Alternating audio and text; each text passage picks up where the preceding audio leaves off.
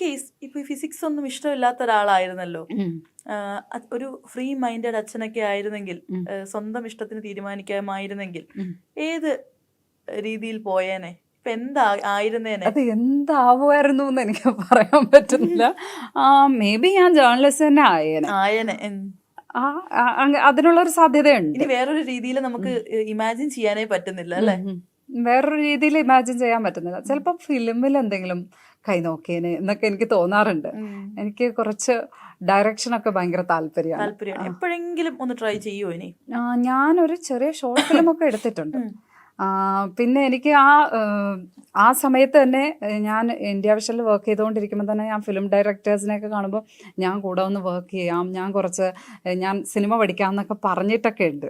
അവരുടെ അടുത്തൊക്കെ ജയരാജ് സാറിനോടൊക്കെ പറഞ്ഞിട്ടുണ്ട്. അങ്ങനെയാണ് എൻ്റെ ഒരു താല്പര്യം കണ്ടിട്ട് പിന്നെ ഞാൻ സ്വന്തം നിലയ്ക്ക് ഇതാക്കി സ്ക്രിപ്റ്റൊക്കെ ആക്കി അങ്ങനെയാണ് ഷോർട്ട് ഫിലിമൊക്കെ ആക്കിയത്. എൻ്റെ ഉള്ളിൽ അങ്ങനെ ഒരു ആഗ്രഹമുണ്ട്. പക്ഷെ അതിന് നമ്മുടെ ഈ ഒരു ജോലിക്കിടയിൽ അതിന് വേണ്ടി സമയം ഇൻവെസ്റ്റ് ചെയ്യുന്നത് ഭയങ്കര കഷ്ടമാണ്. നമ്മളിപ്പോൾ ഈ പറയുന്ന പോലെ സമയം, അതായത് ഒരു യൂഷ്വലി ഒരു ഗവൺമെൻറ് എംപ്ലോയി ഒരു 9 to 5 ജോബ് പോലെയോ വേറൊരു ജോബ് പോലെയോ അല്ല. ന്യൂസ് റിപ്പോർട്ടിംഗ് എന്നൊക്കെ പറയുമ്പോഴേക്ക് നിങ്ങൾക്കൊരു അങ്ങനെ ഹോളിഡേയ്സ് ഇല്ല, ഒന്നുമില്ല. എപ്പോഴും എൻഗേജ്ഡ് ആയിട്ടിരിക്കണം. മേ ബി അടുത്ത ഒരു ബന്ധുവിൻ്റെ കല്യാണമോ നമ്മുടെ തന്നെ ഒരു പലതും നമുക്ക് ചിലപ്പോൾ മിസ്സായി എന്ന് വരാം. എങ്ങനെയാണ് പേഴ്സണൽ ലൈഫും പ്രൊഫഷണൽ ലൈഫും കൂടി മാനേജ് ചെയ്യുന്നത്? സമയം കിട്ടാറുണ്ടോ? പേഴ്സണൽ ലൈഫ് മിസ് ചെയ്യാറുണ്ടോ? മിസ് ചെയ്യാറുണ്ട് പലപ്പോഴും അത് മിസ് ചെയ്യാറുണ്ട്. കാരണം എല്ലാവരും സൺഡേ വീട്ടിൽ ഓഫീസിൽ പോവാതിരിക്കുമ്പോൾ നമ്മൾ സൺഡേ എല്ലാ ദിവസവും ഓഫീസിൽ പോകണം. പിന്നെ ഈ അതിനേക്കാൾ കുഴപ്പമില്ല, സൺഡേ നമുക്ക് മിസ്സായാലും ആഴ്ചയിൽ ഏതെങ്കിലും ഒരു ദിവസം നമുക്ക് ഓഫ് എടുക്കാൻ പറ്റും. പക്ഷേ ഈ ഓണത്തിനൊക്കെയാണ് ശരിക്കും. ഓണത്തിന് നമ്മൾക്ക് ഓണം അങ്ങനത്തെ ചടങ്ങുകൾ വരുമ്പോൾ നമ്മൾ പ്രത്യേകിച്ചും ആങ്കേഴ്സ് കൂടിയാണല്ലോ. അപ്പോൾ നമ്മൾ നല്ല വേഷമൊക്കെ ഇട്ട് ആ ദിവസം സ്ക്രീനിൽ വേണം എന്നുള്ളതാണ്. ആരും അങ്ങനെ നിർബന്ധിക്കാറൊന്നുമില്ല ഇപ്പോൾ ഒന്നും.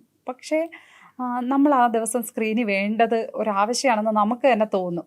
കാരണം നമ്മൾ ഇല്ലെങ്കിൽ ആ ഒരു ദിവസം വളരെ പ്രധാനപ്പെട്ട ഒരു ദിവസം ആളുകൾ TV തുറന്ന് നോക്കുമ്പോൾ വേണം എന്ന് പറയുന്നത് നമ്മൾ ഓരോരുത്തരും അത് നമ്മളുടെ ഒരു ആഗ്രഹമായിട്ട് വയ്ക്കുന്നുണ്ട്.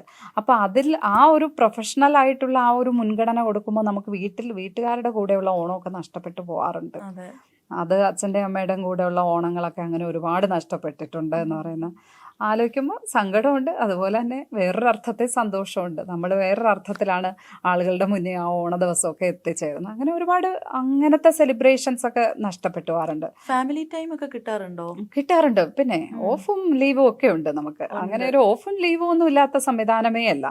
പക്ഷെ അത് എല്ലാവരെയും പോലെ അത്ര അധികം കിട്ടുമോ എന്ന് വെച്ചാൽ ഇല്ല. ഞാൻ ചോദിക്കട്ടെ, ഇപ്പോൾ കറണ്ട് ഇഷ്യൂ നടന്നുകൊണ്ടിരിക്കുകയാണ്, നിങ്ങൾക്കത് റിപ്പോർട്ട് ചെയ്യണം. അപ്പോൾ അങ്ങനെ ഒരു സിറ്റുവേഷനിൽ നമുക്ക് ഈ വെഡ്ഡിംഗ് ഒക്കെ പോലെ പ്രീ പ്ലാൻഡ് അല്ലാതെ അൺഎക്സ്പെക്റ്റഡ് ആയിട്ട് വരുന്ന ചില പ്രശ്നങ്ങൾ ഉണ്ടാവും, അല്ലെങ്കിൽ ചില ഇവൻറ്റ്സ് ഉണ്ടാവും, അങ്ങനെ എന്തെങ്കിലും ഒരു പരിപാടി വരും. അങ്ങനെ ഒരു സിറ്റുവേഷനിൽ എപ്പോഴെങ്കിലും സ്റ്റക്കായി നിന്നിട്ടുണ്ടോ? അതോ ഏതിന് പോകും ഇത് മാറ്റി വെക്കേണ്ടി വന്നിട്ടുണ്ടോ? അങ്ങനത്തെ ഒത്തിരി സന്ദർഭങ്ങൾ ഉണ്ടായിട്ടുണ്ട്. ഇപ്പം ഉറപ്പായിട്ടും അച്ഛൻ്റെ അസുഖവുമായി ബന്ധപ്പെട്ടൊക്കെ ഞാൻ ഹോസ്പിറ്റലിൽ പോകുമ്പോഴൊക്കെ പലപ്പോഴും നമ്മൾ ജോലി തന്നെയാണ് അവിടെ കട്ട് ചെയ്ത് പേഴ്സണൽ കാര്യത്തിന് പ്രയോറിറ്റി കൊടുത്തിട്ടുണ്ട്. അങ്ങനെ പോയിട്ടുണ്ട്.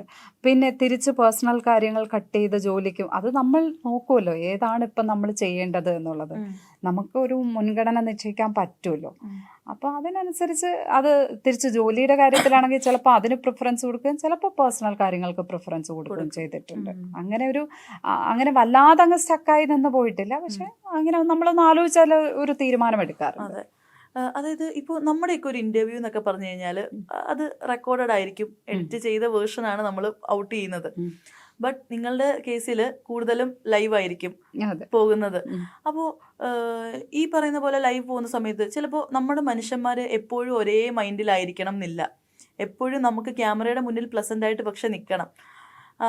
മൈൻഡ് ഓക്കെ അല്ലാത്തൊരു സിറ്റുവേഷനിൽ ക്യാമറയുടെ മുന്നിൽ ചിരിച്ചുകൊണ്ട് നിൽക്കേണ്ട സിറ്റുവേഷൻസ് വരാറുണ്ടായിരിക്കുമല്ലോ അല്ലേ? ഞാൻ ഇപ്പോൾ ബ്രേക്ക് പറയും,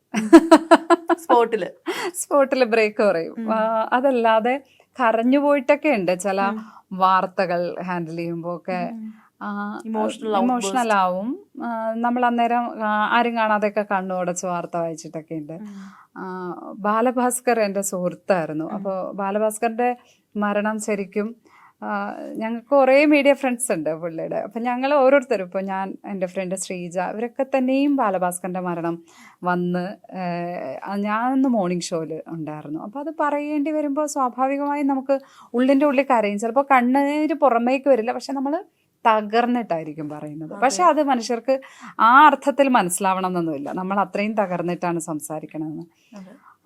അതുപോലെ ഒരുപാട് കാര്യങ്ങളിൽ എനിക്ക് ചിലപ്പോൾ ചെറിയ കാര്യങ്ങൾ മതി എന്നെ, ഞാൻ പെട്ടെന്ന് ഇമോഷണൽ ആവുന്ന ആളാണ്.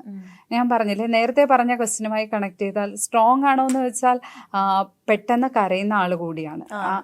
പെട്ടെന്ന് കരയുന്ന ആളുകളെല്ലാം സ്ട്രോങ് അല്ലേ എന്ന് വെച്ചാൽ ഞാൻ പറയുന്ന ആ ഡെഫിനേഷനിൽ കരയുന്ന ആളുകൾ സ്ട്രോങ് അല്ലാതിരിക്കുന്നില്ല, ദുർബലരല്ല. അപ്പോൾ എനിക്ക് തോന്നിയിട്ടുള്ള പലപ്പോഴും മുന്നേ പോകുന്ന ഒരു സ്റ്റോറി അത് ഭയങ്കര നമ്മളെ ഇമോഷണലി ഹോണ്ട് ചെയ്യുന്ന ഒന്നാണെങ്കിൽ ചിലപ്പം അത് കഴിയുമ്പോഴത്തേക്കും ഒന്ന് കണ്ണൊക്കെ ഇതാക്കാറുണ്ട്. പിന്നെ തീരെ മാനേജ് ചെയ്യാൻ പറ്റാത്തതാണെങ്കിൽ ബ്രേക്ക് പറയാറുണ്ട്. അങ്ങനെ ബ്രേക്ക് പറഞ്ഞൊരു സിറ്റുവേഷൻ ഈ അടുത്ത് തന്നെ ഉണ്ടായിട്ടുണ്ട്. ഈ അടുത്ത് തന്നെ ഒരു, നിങ്ങൾക്ക് ചിലപ്പോൾ അറിയായിരിക്കും, ഇതുമായി ബന്ധപ്പെട്ട് അതിൻ്റെ പേരിൽ സോഷ്യൽ മീഡിയ അറ്റാക്കും ട്രോളും ഒക്കെ കിട്ടുന്നുണ്ട്. പക്ഷേ ഞാൻ അതിനകത്ത് എനിക്ക് വളരെ ഇമോഷണലി എന്നെ ടച്ച് ചെയ്യുന്ന ഒത്തിരി കാര്യങ്ങൾ ഉണ്ടായിട്ടുണ്ട്. അപ്പം ഞാൻ അതിനകത്ത് അത് പറഞ്ഞു കഴിയുമ്പോൾ ഞാൻ കുറച്ച് അത് കരയല്ല, നമ്മൾ ഒന്ന് ഓക്കെ അല്ലാതിരിക്കില്ല, നമുക്ക് ഒന്ന് ബ്രീത്ത് എടുക്കാൻ തോന്നില്ലേ, ഞാൻ അതിനുവേണ്ടി ഒരു ബ്രേക്ക് എടുത്തിട്ടുണ്ട്.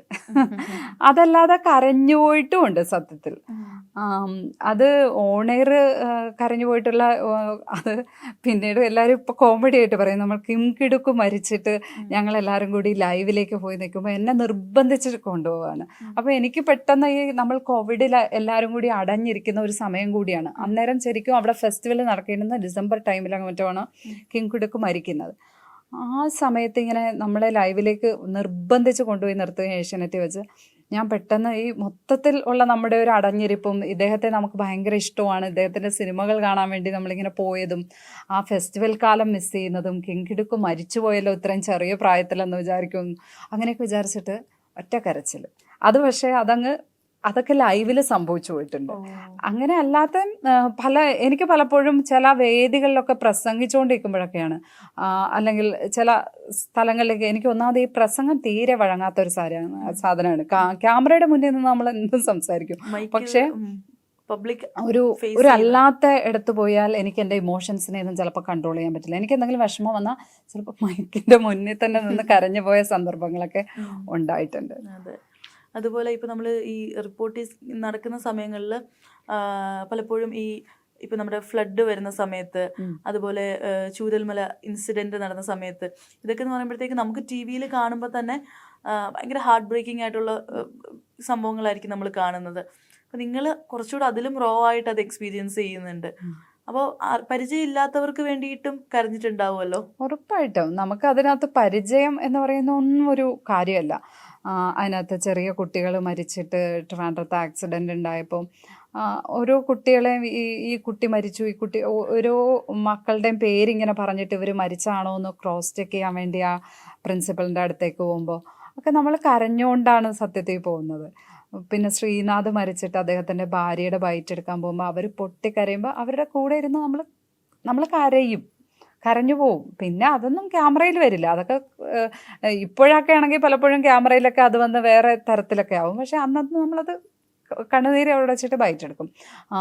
ഈ ചൂരൽമലയിലൊക്കെ പോയപ്പം സത്യത്തിൽ ഈ ചെറിയ കുട്ടികളുടെ മൃതദേഹം കാത്തുവയ്ക്കുന്ന അച്ഛൻ, അവരുടെ അടുത്തൊക്കെ പോയി ബൈറ്റ് എടുക്കുമ്പോൾ അവർ കരയുമ്പോൾ നമ്മൾ സൈഡിൽ കൂടെ കണ്ണൊക്കെ തുടച്ച് നിൽക്കും. അത് നമ്മൾ ആരായാലും അങ്ങനെ ഇമോഷണലായി പോകുന്നതാണ് തോന്നുന്നത്. അവിടെ നമുക്ക് വലിയ പടച്ചട്ടയിട്ട് ഇവിടെ ജേർണലിസ്റ്റാണ് എന്ന് പറയുന്ന മുഖംമൂടിയൊന്നും പറ്റത്തില്ല, എല്ലാം മനുഷ്യരല്ലേ. അപ്പം അത്തരം വിഷയങ്ങൾ ഡീൽ ചെയ്യുമ്പോൾ ഉറപ്പായിട്ടും അങ്ങനെ ഇമോഷണലായി പോകാറുണ്ട്. ഈ പറയുന്നത് പോലെ തന്നെ ഏറ്റവും കൂടുതൽ ഇപ്പോൾ എൻ്റർടൈൻമെൻറ്റ് ജേർണലിസ്റ്റുകൾക്കാണെങ്കിലും എൻ്റർടൈൻമെൻറ്റ് മീഡിയയിലാണെങ്കിലും ന്യൂസ് റിപ്പോർട്ടിങ്ങിലാണെങ്കിലും പൊതുവേ പറയുന്ന ഒരു പേരാണ് മാപ്രകൾ, മാധ്യമ പ്രവർത്തകർ. അവർ ഭയങ്കര കട്ടി മനസ്സുള്ളവരാണ്.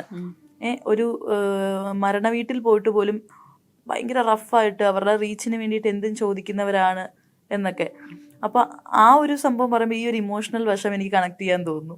അവർ അതങ്ങനെ പറഞ്ഞുകൊണ്ടേയിരിക്കും. അത് നമ്മൾ എന്ത് ചെയ്താലും ആ പറച്ചിൽ നമ്മൾ കേൾക്കേണ്ടവരാണ്. അതങ്ങനെ പറഞ്ഞുകൊണ്ടിരിക്കും. കേൾക്കേണ്ടവരാണെന്നല്ല, അങ്ങനെയാണ് സമൂഹം. നമ്മൾ കരഞ്ഞാൽ പറയും അതേ കരഞ്ഞു, ചുമ്മാ കള്ളക്കണ്ണീര് എന്ന് പറയും. റീച്ചിന് വേണ്ടി കരഞ്ഞു എന്ന് പറയും. കരഞ്ഞില്ലെങ്കിൽ പറയും അതാ കണ്ടില്ലേ, കരച്ചിൽ പോലും വരുന്നില്ല, ഇവിടെയൊക്കെ പോയി ഇത്രയും മനുഷ്യത്വം ഇല്ലാതെ ചോദിച്ചു എന്ന് പറയും. പിന്നെ അതിനകത്ത് നമ്മുടെ ആളുകളുടെ ഭാഗത്ത് നിന്ന് ചെറിയ മിസ്റ്റേക്സ് ഒക്കെ പറ്റിയിട്ടുണ്ട്. ഇതൊക്കെ സത്യം പറഞ്ഞാൽ ഒരു ലൈവാണല്ലോ. അതിനകത്ത് നമുക്കൊരിക്കലും ഒരു ഡ്രാമ ചെയ്യാനോ അതല്ലെങ്കിൽ ഒന്നിനും ഉള്ളൊരു ഗ്യാപ്പില്ല, ഒന്നിനുമില്ല. നമുക്കൊന്ന് പ്രിപ്പയർ ചെയ്യാനോ ഒന്നും ഉള്ള ഒരു ഗ്യാപ്പില്ല. ചിലപ്പോൾ നമ്മൾ ചോദിക്കുന്ന ഒരു ചോദ്യം അത് ചിലപ്പം ബാക്കിയുള്ളവർക്ക് കേൾക്കുമ്പോൾ അത് ഓടായി തോന്നാം, ഓക്കെ അല്ലായിരിക്കാം. അങ്ങനെയൊക്കെയുള്ള തെറ്റുകളൊക്കെ പലരുടെയും ഭാഗത്തു നിന്ന് ഉണ്ടായിട്ടുണ്ടാവും. അത് തിരുത്തി പോവുക എന്നുള്ളതേ ഉള്ളൂ. അതല്ലാതെ ഇവരെല്ലാം മറ്റേ ഹൃദയമില്ലാത്തവരാണ്, ഇവരെല്ലാവരും അങ്ങനെയാണ് എന്ന് ഞാൻ കരുതുന്നില്ല. പലരുടെയും ഭാഗത്തു നിന്ന് തെറ്റുകളൊക്കെ സംഭവിച്ചിട്ടുണ്ടാവും. ഒരു ക്വസ്റ്റ്യൻ ചോദിക്കുന്നത് ലൈവില് ഒക്കെ തെറ്റ് പറ്റിപ്പോയിട്ടുണ്ടാവാം. ചിലപ്പം ആ നേരത്തെ സിറ്റുവേഷന് ചേരാത്തൊരു ചോദ്യം ചോദിച്ചു പോയി കാണാം ആരെങ്കിലും. മേ ബി ഒന്ന് പ്ലാൻ ചെയ്ത് വരികയാണെങ്കിൽ മനുഷ്യർക്കും പറ്റുന്ന തെറ്റാണ്, ആർക്കും പറ്റും. അങ്ങനെ പറ്റിപ്പോയ ഒരു ടങ് സ്ലിപ്പ് ഉണ്ടോ പിന്നീട് പിന്നെന്താ, എനിക്കുണ്ടായിട്ടുണ്ട്. ഹെഡ്ഗേവാർ ക്വിറ്റ് ഇന്ത്യ സമരത്തിൽ പങ്കെടുത്തില്ലല്ലോ എന്ന് ചോദിച്ച് ഹെഡ്ഗേവാർ ആ സമയത്ത് മരിച്ചുപോയിരുന്നു. അത് ഭയങ്കര ട്രോളായിരുന്നു. അപ്പൊ ഞാൻ പറയാം, അങ്ങനത്തെ മിസ്റ്റേക്സ് ഒക്കെ ആർക്കും പറ്റുന്നതാണ്, ആർക്കും പറ്റിപ്പോകാം. ലൈവിൽ ആർക്കും ഒരു ഒരു മിസ്റ്റേക്ക് ഒക്കെ പറ്റിപ്പോകാം.